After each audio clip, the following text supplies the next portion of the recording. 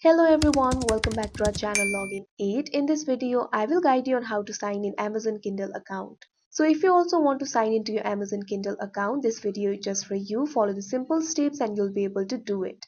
So first of all, what you have to do is launch up an Amazon Kindle application.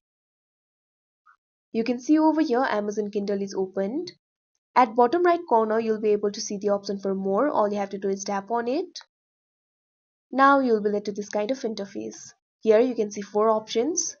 At first, you'll be able to see the option for sign in with Amazon. All you have to do is tap on it. Now you'll be led to another interface. Due to privacy and security reasons, it is not being recorded right now. But there you'll be able to sign into your account. If you haven't created your account, you can also create a new account. All you have to do is tap on the option create account. If you want to sign into your account, all you have to do is enter your email or phone number. After entering your email or phone number, all you have to do is tap on the continue option that you can see on your screen.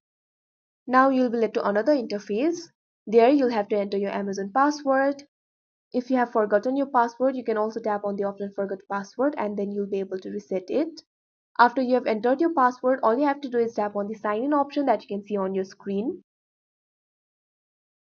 Now you can see over here you signed into your account.